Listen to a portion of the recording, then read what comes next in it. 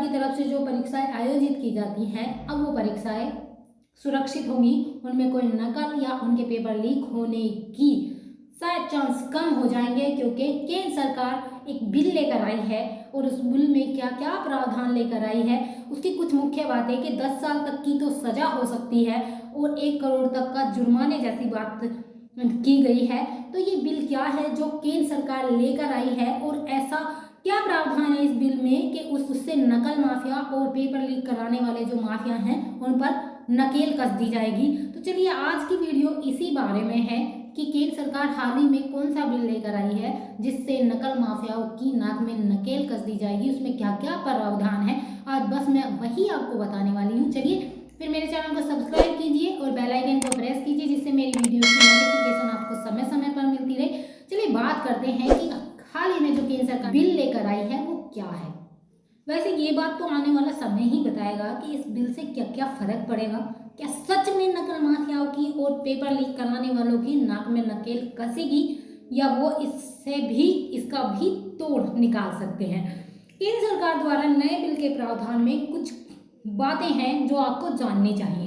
केंद्र सरकार द्वारा जो भी परीक्षाएं होती हैं, वो यूपीएससी हो, एसएससी हो, रेलवे हो या बैंकिंग हो, जो भी परीक्षाएं कराई जाती हैं, इन्हीं सभी परीक्षाओं को ध्यान में रखकर लोकसभा से ये कानून पारित कराया गया है। इसमें 10 साल की सजा और 1 करोड़ तक का जुर्माना जैसी बातें सम्मिलित है। हर साल 7 करोड़ युवा पेपर देते हैं कॉम्पिटिटिव एग्जाम का, लेकिन कहीं ना कहीं हर साल हमें बहुत सारी ऐसी न्यूज़ भी सुनने को मिलती है कि वो पेपर लीक हो चुका है, वो पेपर अब दोबारा से होगा, कैंसिल कर दिया गया है। ये सारी न्यूज़ भी हमें काफ़ी बार सुनने को मिलती है। लगभग हर पेपर का यही हाल होता है। फिर जब पेपर लीक हो जाता है उस पेपर को कैंसिल भी कर दिया जाता है। इससे क्या होता है कि जो युवा एग्जाम देने जाते हैं उनकी वर्थ का भी नुकसान होता है और उनकी हेल्थ का भी नुकसान होता है। काफ़ी बार तो ऐसा भी होता है कि इससे तंग आकर कुछ युवा सुसाइड तक कर लेते हैं। उनके शरीर का भी नुकसान होता है और उनके पैसे का भी नुकसान होता है। वो एक शहर से दूसरे शहर एग्जाम देने के लिए जाते हैं और वो एग्जाम जब लीक हो जाता है उसके बाद कैंसिल हो जाता है तो सबसे ज़्यादा नुकसान युवाओं का होता है, किसी और का नहीं। ना सरकार का ही कोई नुकसान होता है, ना ही उनका जो पेपर लीक कराते हैं, लेकिन उन युवाओं का सबसे ज़्यादा नुकसान होता है जो उस पेपर को देने जाते हैं, एक शहर से दूसरे शहर जाते हैं। इतनी भीड़ होती है कि कभी कभी ट्रेन, बस या किसी और में जगह भी नहीं मिलती, फिर भी वो एग्ज़ाम देने जाते हैं। और जब वो पेपर कैंसिल कर दिया जाता है लीक होने के बाद, तो उन युवाओं का कहीं ना कहीं पेशेंस भी टूट जाता है, उनका कॉन्फिडेंस भी टूट जाता है। इससे क्या होता है कि वो अपने शरीर का नुकसान भी कर बैठते हैं, सुसाइड जैसी घटनाएं करते हैं और उनके पैसे का भी नुकसान होता है। ये हर साल हमारे देश में होता है और हर बार हम जब भी कोई एग्ज़ाम आता है, वो चाहे स्टेट का हो, वो चाहे फिर सेंटर का हो, लेकिन हमें ये न्यूज़ जरूर सुनने को मिलती है कि पेपर लीक हो गया है। ज़्यादातर युवा ग्रामीण क्षेत्र से आते हैं। अब ग्रामीण क्षेत्र से आते हैं, ग्रामीण क्षेत्रों में कमाई का जरिया ही खेती होती है और कितना कमा पाते हैं उस खेती से। अगर उनके बच्चे किसी एग्जाम को देने जाते हैं और वो एग्जाम कैंसिल कर दिया जाता है लीक होने के बाद, तो माँ बाप का भी दिल टूटता है और बच्चे का तो कॉन्फिडेंस ही खत्म हो जाता है। इस बारे में सोचकर केंद्र सरकार जो ये बिल लेकर आई है उससे कहीं ना कहीं नकल माफियाओं की और जो पेपर लीक कराते हैं शायद उन्हें कहीं ना कहीं इससे फर्क जरूर पड़ने वाला है। तो चलिए कुछ बातें इसकी जो सम्मिलित है अब उन पर बात करते हैं। 5 फरवरी 2024 को पब्लिक एग्जामिनेशन बिल को लोकसभा में प्रस्तुत किया गया। 6 फरवरी को ये पास कर दिया गया है। इस विधेयक को कार्मिक लोक शिकायत और पेंशन राज्य मंत्री जितेंद्र सिंह ने पहले निचले स्तर लोकसभा में इस बिल को प्रस्तुत किया। लोकसभा में 6 फरवरी को पास हुआ। कार्मिक लोक शिकायत और पेंशन राज्य मंत्री जितेंद्र सिंह ने कहा, उन्होंने अपने भाषण में स्पष्ट कहा कि ये विधेयक जो लेकर आए हैं, ये जो कानून वो लेकर आए हैं, इससे विद्यार्थियों को तो कोई भी परेशानी नहीं होगी और ये विद्यार्थियों के खिलाफ नहीं है। स्टूडेंट्स को तो डरने की जरूरत नहीं है, क्योंकि ये स्टूडेंट्स के खिलाफ नहीं बल्कि उन लोगों के खिलाफ है जो पेपर लीक जैसी घटनाओं में सम्मिलित होते हैं और नकल करने में सम्मिलित होते हैं। अच्छी तरह से जानते हैं हमारे देश में पेपर लीक समस्या है।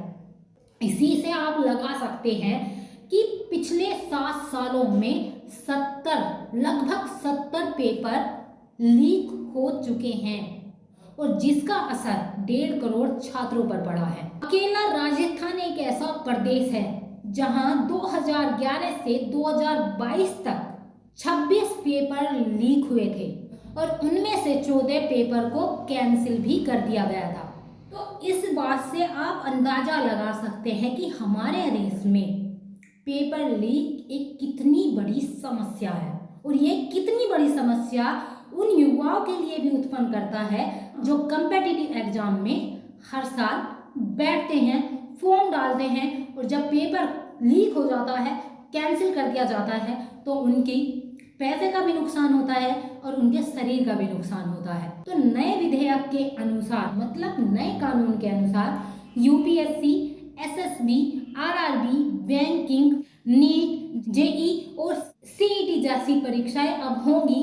तो इन परीक्षाओं में सामूहिक तौर पर नकल करवाना गैर जमानती अपराध होगा। मतलब जो इन परीक्षाओं में नकल करवाएंगे या नकल करेंगे तो वो गैर जमानती अपराध में सम्मिलित किया जाएगा।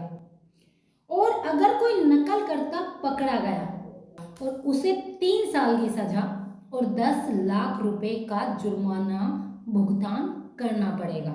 अगर ऐसा होता है तो अगर पेपर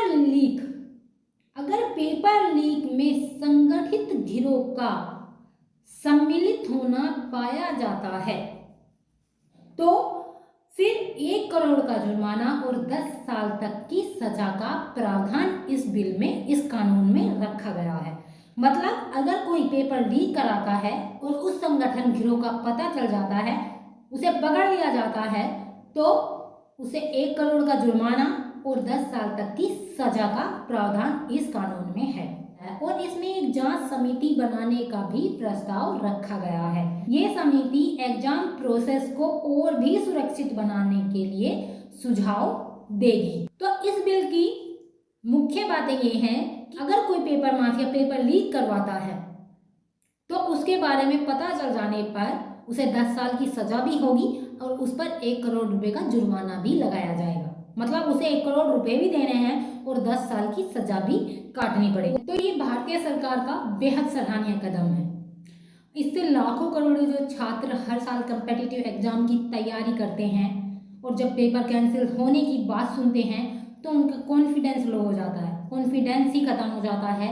तो शायद अब ये नहीं होगा और जो अगर इन कानूनों को अमल में लाया जाता है तो शायद अब लाखों करोड़ों जो छात्र हैं वो अपना बेफिक्र होकर कम्पिटिटिव एग्जाम की तैयारी भी कर सकते हैं और आराम से अपने एग्जाम को दे भी सकते हैं। तो देखिए, ये मैं भी जानती हूँ कि 100% होने में काफ़ी वक्त लग जाता है, लेकिन इसके आने पर कुछ ना कुछ असर तो जरूर पड़ेगा। कुछ ना कुछ अगर 30 to 40 या 50% भी असर पड़ता है तो शायद जो 70 पेपर 7 सालों में पेपर लीक हुए उनमें वो आधे रह सकते हैं। तो कहीं ना कहीं इसका फर्क तो जरूर पड़ेगा और ये अच्छा कदम है भारतीय गवर्नमेंट का कि वो उन्होंने इस पर सोचा, उन छात्रों के बारे में सोचा, कि छात्रों के भविष्य के बारे में सोचा कि उनके भविष्य पर क्या प्रभाव पड़ता है इस चीज़ का, और वो इस कानून को लेकर आए। चलिए मिलते हैं अपनी नेक्स्ट वीडियो में, तब तक के लिए जय श्री राम।